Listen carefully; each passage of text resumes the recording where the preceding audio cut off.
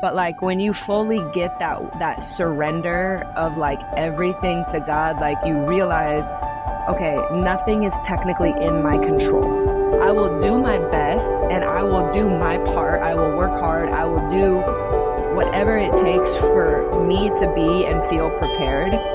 But then I'm going to trust God with the outcome.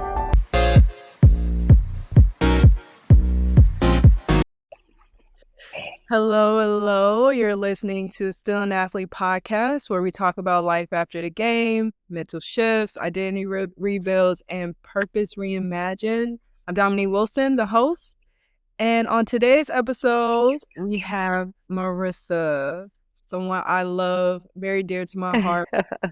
Former pro basketball player, just retired. We'll get into that. Former NC State alumni, and she hosted me as well. And played at NC State. And just someone I went, head to head with on the court, professionally. But what stands out about Marissa isn't her resume, it's her faith, her leadership, and how she used both to serve others. So today's conversation, we're going to focus on how she created a spiritual community for athletes and then the courage it takes to stand for something bigger than herself. So Marissa, hi, love. Hi. Well, thank you for that introduction. Absolutely. You deserve it, girl. You deserve like a 20-minute introduction, but I definitely am grateful you took time out of your schedule to talk to me and talk to other athletes that listen to this podcast. So thank you. Yeah, I'm Just super excited to be here. Yeah, thanks. So just wanted to get in and just ask, like, I did say you're previously retired, so if you want to give us a recap of your season, how it went, and just like how you feeling now that you hung your jersey up, girl. Yeah, so I just finished my 12th professional season overseas, and we ended up winning on a championship. So pretty cool in the Polish league.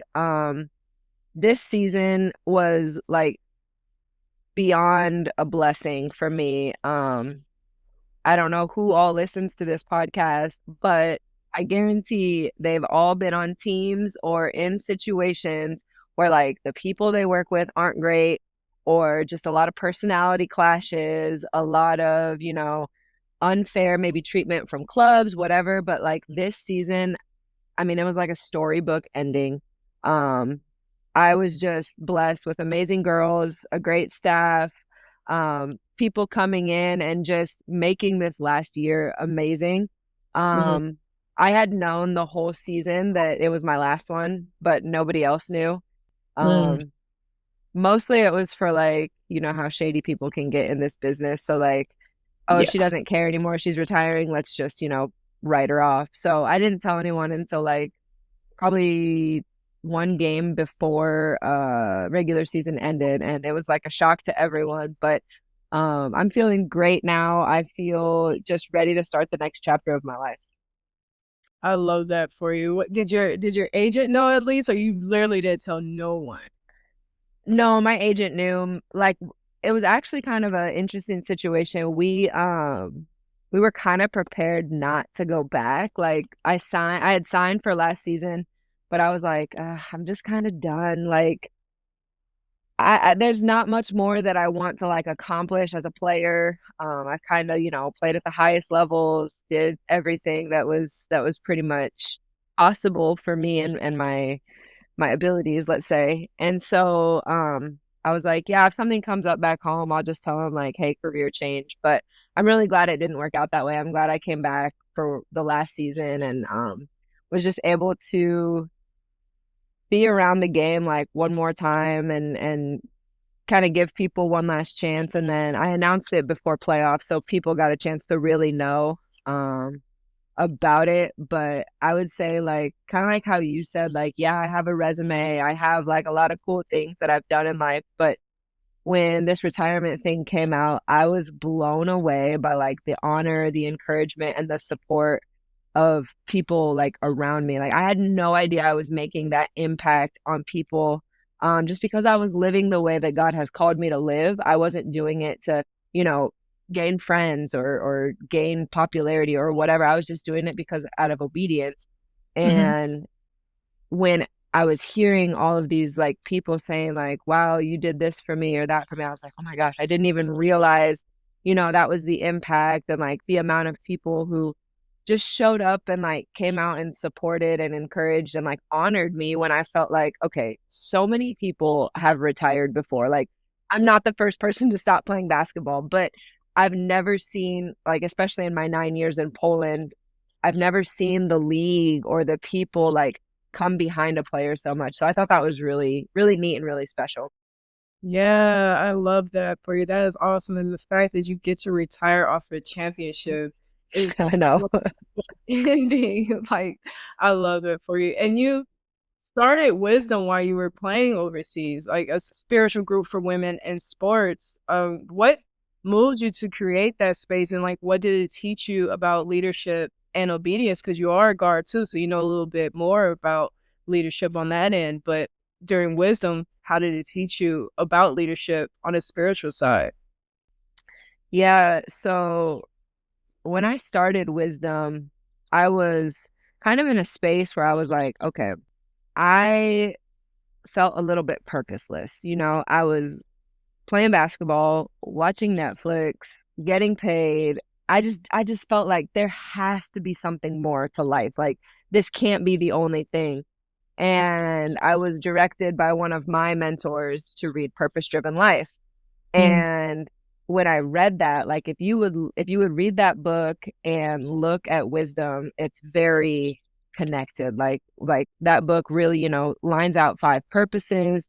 And then wisdom is pretty much centered around that. So at wisdom, we have three main goals, which is the first one is to grow a deeper personal relationship with God. The second one is to have a fellowship and community group to do life with people who kind of get where you are and understand what you're going through. And then the third one is to bless others with what we've been blessed with and to like, share what we're learning and apply it to life. And, you know, there's a scripture in the Bible and it says that woe to the leaders who lead people to sin.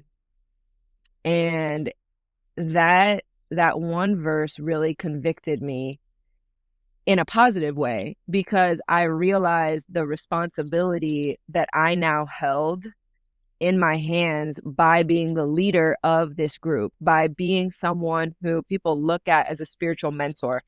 And while on the one hand, I thought I was just going to be spreading the word of God to others, Mm-hmm. God actually used me being the leader of wisdom to transform and to shape me and to build my character because now there's certain things that like if I was just me and I wasn't responsible for teaching and leading others, I could, maybe get away with X, Y, and Z. Or, I wouldn't have to necessarily pay attention to the way that I talk, the way that I treat the refs, the way that I treat someone just walking down the street. But now, like, my name and my face are with this ministry, and I'm in a way representing Jesus to people. So, with beginning wisdom and starting wisdom, I was getting convicted a lot like, hey, you got to change the way that you live. You got to change the way you think and the way you speak because now I might be the only Bible someone ever reads in their life. And if I'm not a good representation of Jesus and what he wants his followers to look like, I could potentially turn someone away from wanting to follow God. And so I would say, I mean, God uses everything, right? But I think he used wisdom not only to help other people, but definitely like transform and shape me as well.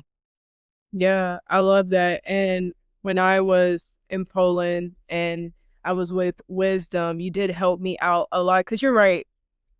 Playing basketball overseas and you don't have anything outside of basketball, you go practice or you play a game, you Yeah. get up, lift weights, and then you come back and it is straight Netflix, reading a book, or you're going to sleep, or like if you're in another country that might have a nightlife, like Israel, for example, you go do the Yeah. night. So um, I was in a space that was really dark and I was transitioning, after being a college basketball player and leaving that life behind. And you just really helped me settle in. But just cleared out all the negativity that was in my life, in my space, in my energy, in my mind. And I was able to focus on basketball as a basketball player in the right way, meaning my head was clear. Um, it wasn't things outside of basketball that was influencing my game. Uh, I can give you your praises for like 20 minutes. So I just want to say Oh, thank you. thank Thank you. you. Yeah. And the community, I love seeing it grow. I love hearing about it. And reading your message off of what you said, the newsletter, Yeah. like message. Yeah. And you said like your goal wasn't to win people over, but to live obediently, like you just said just now. So how did that mindset help you stay grounded through like the ups and downs of your career? Yeah, I would say faith is a funny thing in that way. Yes. There's like a fine line, and most people that don't believe think it's very countercultural to live an obedient, faith-filled life, right? So like to trust God, it looks from the outside like you're being lazy or that you don't care. But like when you fully get that surrender of like everything to God, like you realize, okay, nothing is technically in my control. I will do my best and I will do my part. I will work hard. I will do whatever it takes for me to be and feel prepared. But then I'm going to trust God with the outcome. And when I hit that level of trust, it was not right away. And, this has been a journey. And that's the cool thing about faith is God meets you exactly where you are, but he's Mhm. never going to leave you there. Right. And so, you don't have to be perfect for Jesus to hang out with Jesus, right? Like he's going to take you exactly how you are. And then it's like a partnership, right? You're just walking together and like step by step, you go from what the Bible says, like glory to glory. So you just keep taking steps. Um, if you would be like sitting here with 2025 Marissa and 2019 or 2009, whatever, like there's huge growth steps. I'm not where I want to be, but I'm way further ahead in the faith journey than I used to be. Mhm. But I remember like even in my first years pro, I was so uptight trying to control everything. Like trying to control my stats, trying to control where I was going to go next, trying to control all this and I was a stress ball. Like I was so stressed all the time. I was like if I don't score this many points, I'm not going to get a job next season. But in that mentality, and it hit me pretty hard in college. It was my senior year, beginning of it, and I was like, I want to play pro, and I was just doing too much. Like I was like, I was playing outside of my game that made me look good. And coach was like, what are you doing? Like what's going on? And I was like, I need to play pro. And she's like, well, if you continue to play like this, no one's going to take you because you're not Marissa. You're trying to be someone you're not, trying to get all these extra points. Like you're shooting bad shots, all this stuff. And she's like, relax, be where your feet are, enjoy this moment. And in this moment, you're going to play like you play and then you're going to get where you want to go. And she didn't really use faith words at that time, but basically essentially what she's saying is like do your best and then trust God with the rest. And I wish I could say at that moment I was like, yeah, cool, going to live that out, but it took me time. It took me a process, right? And when I got to the point of and this is where it gets countercultural. Like I didn't care about the outcome.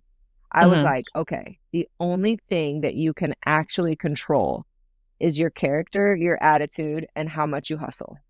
And like Right. those things, because I mean, come on, you can feel the greatest. You could have shot like a ton of shots before practice, and you just can't hit a shot in the game. Like that's happened to all of us. That doesn't mean you're a bad player. It doesn't mean you didn't prepare. Like there's so many things that are outside of your control, right? Even your playing time is sometimes out of your control. The coach determines all of that. And so once I got to the point where I was like, okay, I'm not going to stress about the things that I can't control, but I'm going to really focus on my character, on my attitude, and on my hustle because those things I can. And Yeah. so when that shift kind of started to happen, I wasn't necessarily focused on my stats. I was like, those are going to be what they are. I'm going to Hmm. not even look at stat sheets. Like, I'm the worst at that. If you would ever ask me, how many points did you have after a game? Like, I don't know. Like, maybe I had to I'd have to like count them. But that wasn't something like I had to force myself to stop looking at that stuff, stop looking at this. And, my focus then turned on to, okay, how can I be the best teammate? How can I do the best job that's going to make my team better and make my teammates look good? And again, you take the focus off of yourself because that's what Jesus calls us to do, right? Like an others focused mindset. And it's not I'm a doormat now. It's not I'm going to let people play over me because that's better for them. No, like I'm still the same competitive dog. I'm still getting in your shorts in defense. Like I'm not going to let anybody win, but my mindset changed, like I'm going to play defense on you the best that I can, not to Hmm. make you look bad, but to make you better. Right? Right. So it's those things, but like my mindset shifted, and then things just were working out in my favor, like through obedience. And I'm not saying that's not how it always works. Sometimes you're obedient and sometimes it doesn't work, but God has just given me so much favor. And I think that the faith aspect of that, of letting go of things I can't control and trusting him, has just been it's been an amazing journey. I love that. All right. So for anyone that's gonna watch the video version, had to change sceneries because my laptop. All right. So sorry, but we're back. Um, love that. And you had mentioned like what your coach at NC State said to you, and you said she didn't use faith words, but it's so true because it's just like whether you're a Christian or you believe in a universe, whatever, if you just go out and control what you can and just let go and let God or the universe just take control, you are going to be sane in the mind, honestly, because I was, of course, like you, I try to control everything and I went crazy because it's like it's impossible for you to Yeah. everything. All you can do is control your effort out there and control how you work out. That's it. And you trying to get better. That's really it. And then in the game, you just let it go. You are gonna have games where you miss shots, but you just have to keep shooting. So I love that you mentioned that. I love that your coach said that to you. Um, Yeah. yeah. I will say another crazy thing that seems so backwards, and a lot of professional athletes don't necessarily understand this, but also the kind of person you are, right? Like your character, how you treat other people. Mm. It may seem very minor. It may not seem like it's connected to basketball at all, but if you're a good person, like if put other people first, if you care about other people, if you make conversations with your native teammates, they're just as scared to speak English as you are to speak the other language. But, you know, coming and finding common ground with your teammates, with your coaches, like that may seem like it's not related to basketball at all, Mhm. but basketball is a people relationship business. Like that's what it is. It's not only about inside the lines, dribbling, shooting, rebounding, passing. Like there's so much more to basketball than that. Mhm. And I feel like when you have that goal in mind of like, okay, what kind of a person am I being today for other people? It can be draining. And if you look at it, like we said, with the mindset of like, okay, well, I want people to treat me the way I'm treating them. And if they don't, I'm going to go back to, staying in my box and whatever. Like, but that doesn't teach anyone anything. Right. So, like, the life that I've kind of developed is I'm okay with some rejection. I'm okay with getting made fun of a little bit. Yeah. But like if you look at, they were doing all these things at the end of my career, like this one word that explains Marissa, or I don't know, like they were just doing so many things or whatever. And like most of the time it was like energetic, colorful, bubbly, like just all these words. And I'm like, I'm so happy those are the words that come to mind. And like, they didn't even have to think about it. And so like I think those things are the things you can control. And then when you're a good person and you have a bad day, because we're all going to have bad days, people are more likely to help out, right? They're more likely to be like, okay, this is just a bad day. This isn't a bad, person or whatever. So I think that was something that was super huge for me too. Yeah, I love that. Thanks for sharing that. But now that you are retired and you're heading into grad school and coaching at Nebraska, what's been the hardest or most surprising part of this transition that you're pivoting to? I can't fully answer that yet because I haven't like gotten into it yet. So I'm super excited. I actually start Monday. I think I'm just excited to change roles, like I don't know what it's exactly going to be like, but now, I'm going to be on the other side of the basketball, right? I'm going to be on the other side of the game. But at the same time, I think there's so many skills that are going to translate and transition. Um, I think one of my superpowers, I call them, is being a bridge between the coaches and the players. That was like a huge role that I would fulfill in a lot of my teams is I'd hear the coach say something and then I'd see my teammates' faces and I'm like, they don't understand, And like it's not that he said it bad or she said it bad. It's just that the lines are not meeting where they want to be met. Mhm. And to avoid frustrations, to avoid all that stuff, I was able to say it in different ways or like make it, so both parties could understand the situation at hand. So I think that's going to be something that I'm excited to bring here is like being able to be a bridge between that, but also with the climate of what college basketball is like now. It's so similar to professional basketball. Mhm. It's very similar to what I've been living for the past 12 years. So um I'm excited for that. And I'm also super excited to, lean on the girls for help because I haven't been in school for 12 years. Mhm. And school has changed a lot. Like a lot more things are online, a lot, and I am the least tech savvy person ever. And so I'm excited to kind of just have it be a two-way street like, hey, help me with this portal, help me figure this out, help me figure that out. And so I think it's going to be a really cool situation. Yeah, I love that for you. And yeah, the NIL deals. Do coaches, GAs, do y'all get a part of that as well? Piece of that I money? don't, not that I am aware of, no. And that's what also makes it, a little bit pro. Like Hmm. you've got players making more than some coaches, and it's fine. I just one of my biggest passions, even before NIL came out, was, talking to girls, talking to these student athletes about like, okay, a very small percentage of people, even though you want to, even though you think you will, go pro. Yeah. And of those that go pro, I mean, you're probably not gonna make like I couldn't stop working. I played for 12 years and I can't stop working. Like we don't make this like ginormous salary or whatever.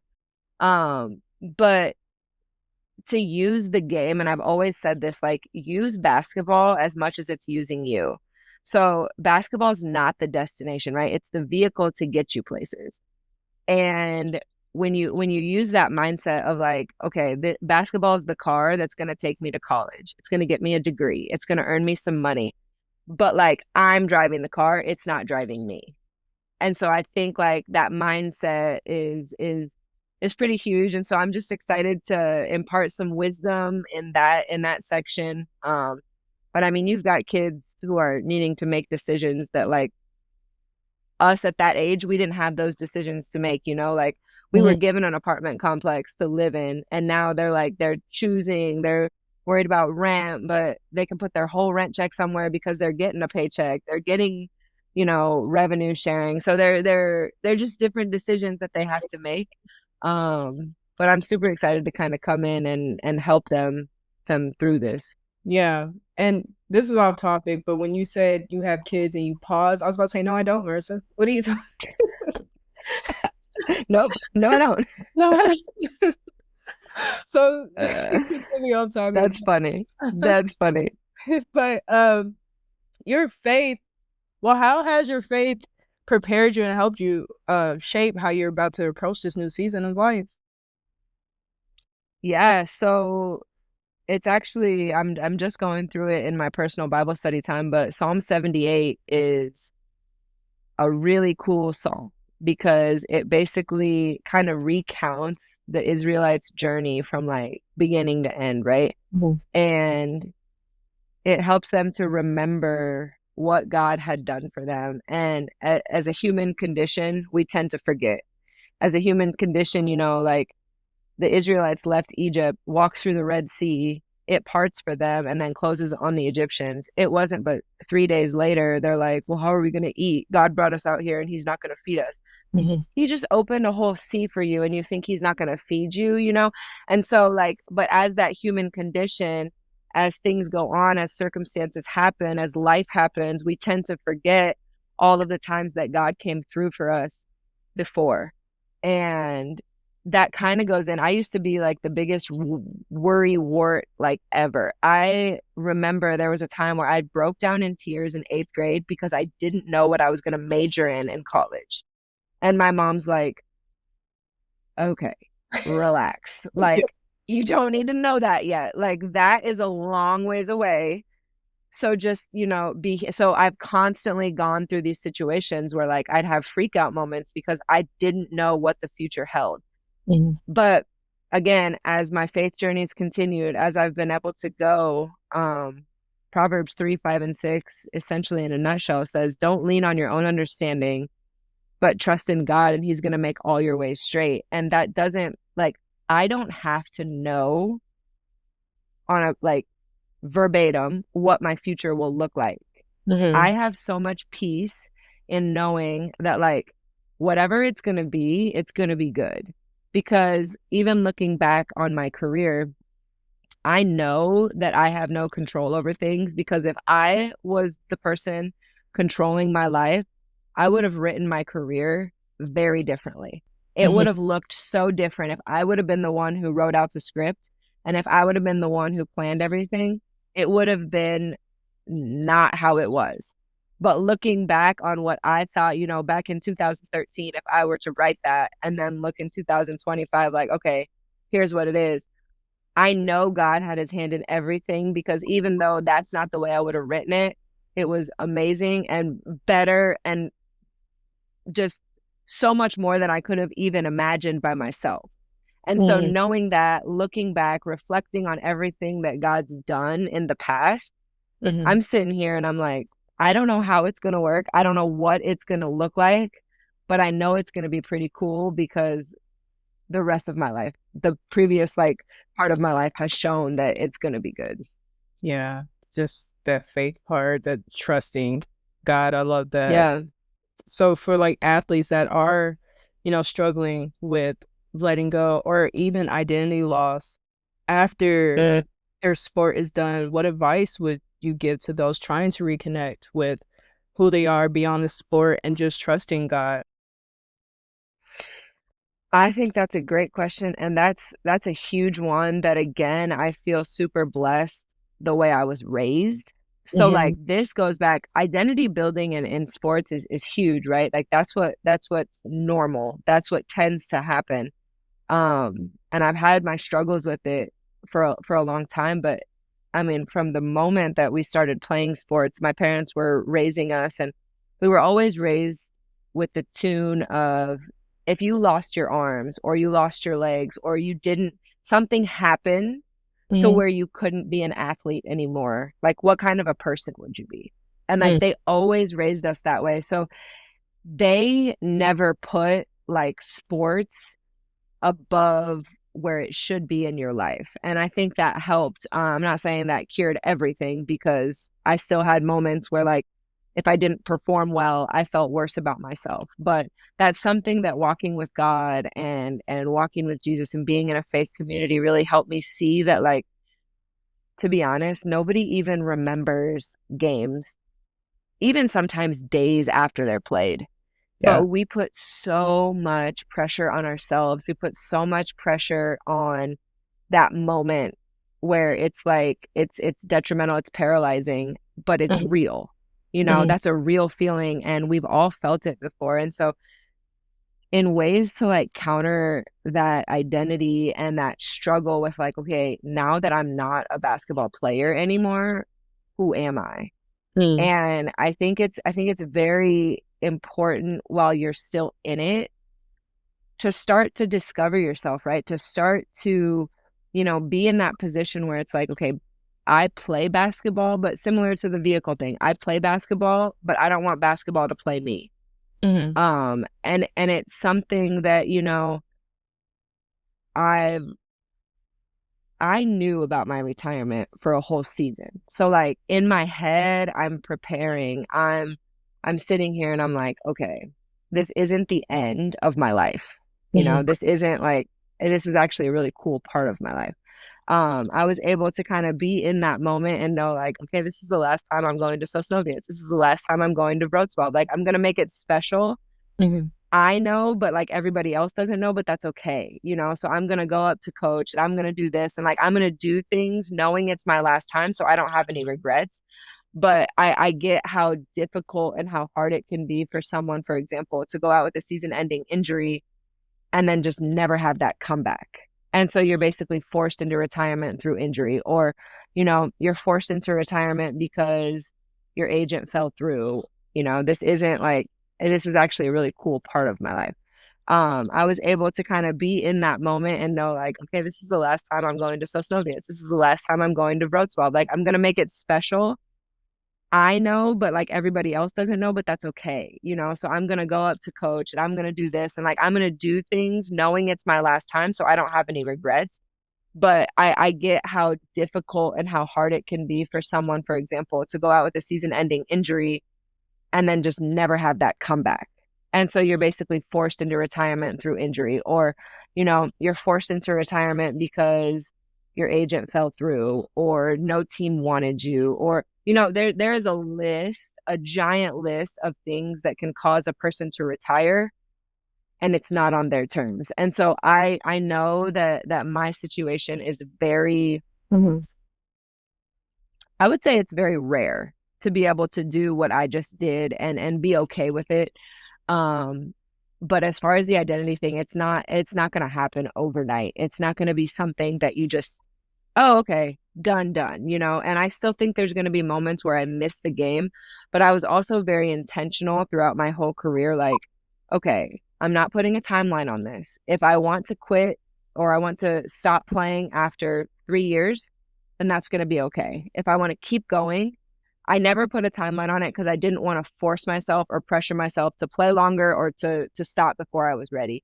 And so I think just going into it, I knew that, and knowing how much people struggle with retirement and how often that I heard it and how often I've seen 30 for 30s where like somebody retires and then they just go off the deep end or something.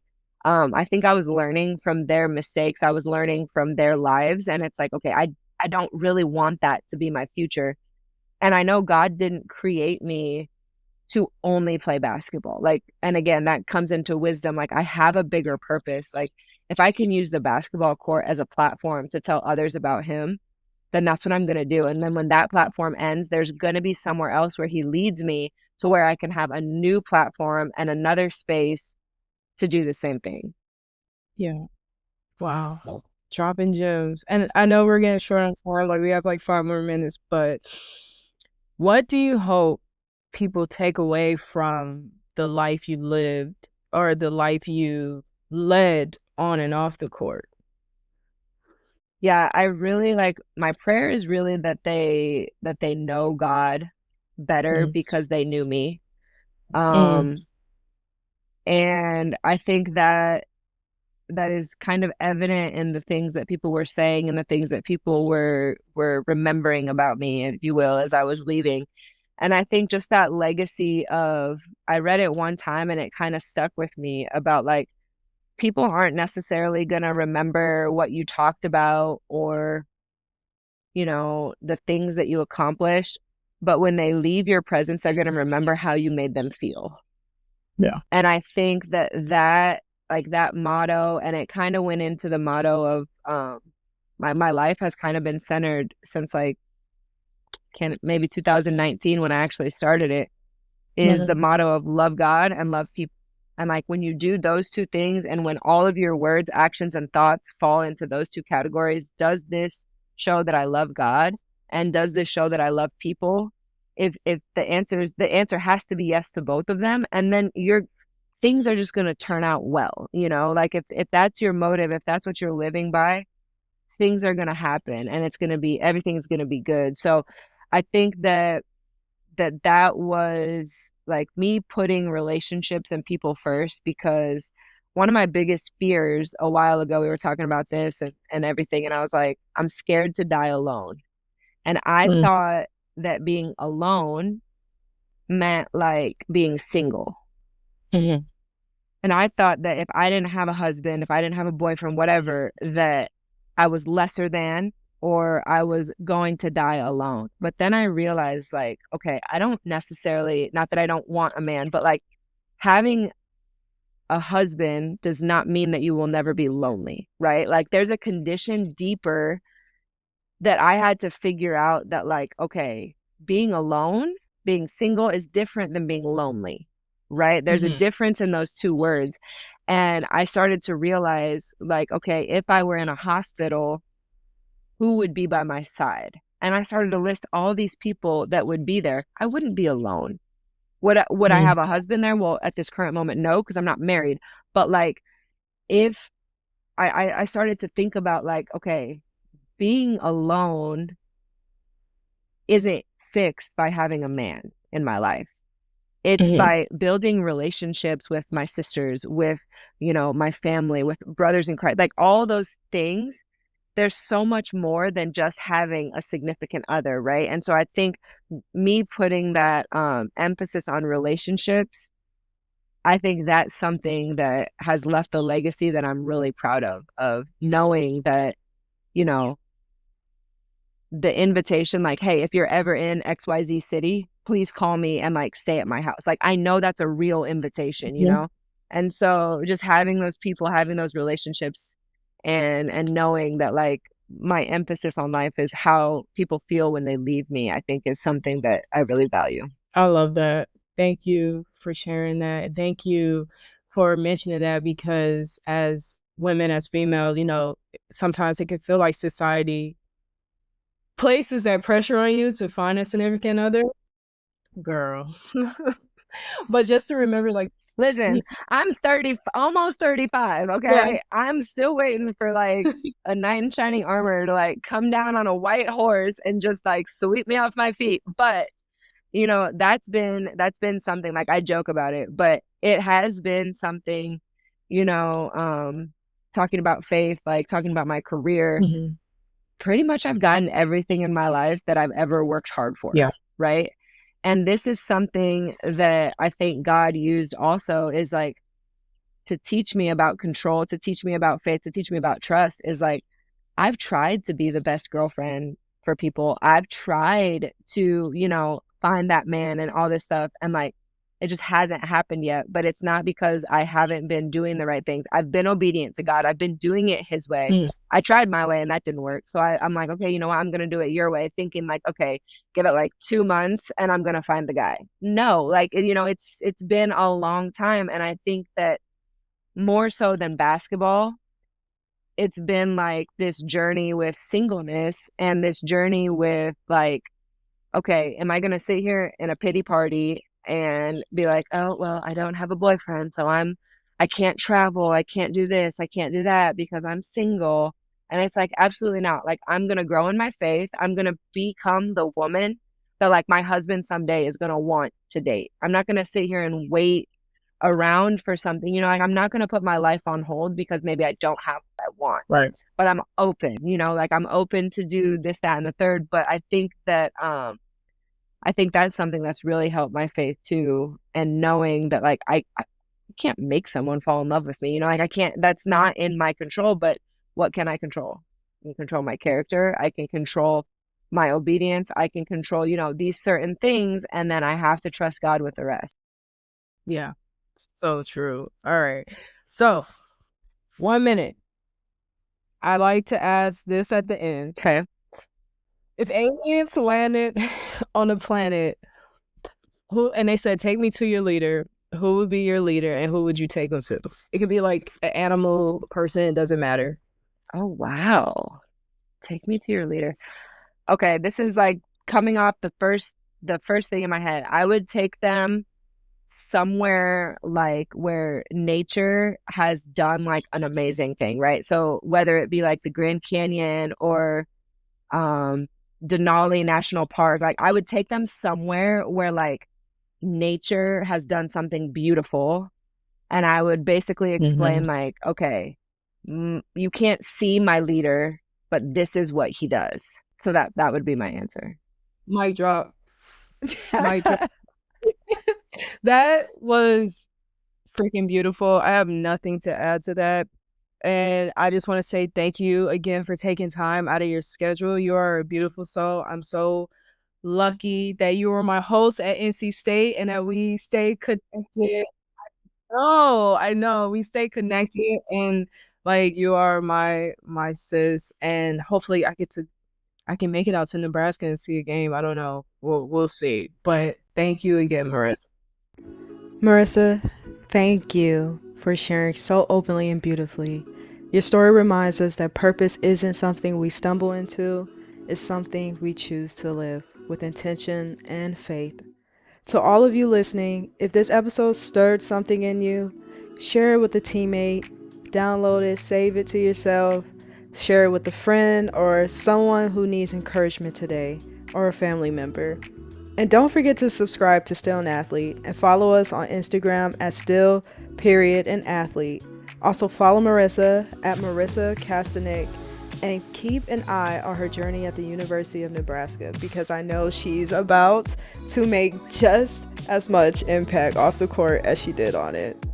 As always, you're not alone and you're still an athlete.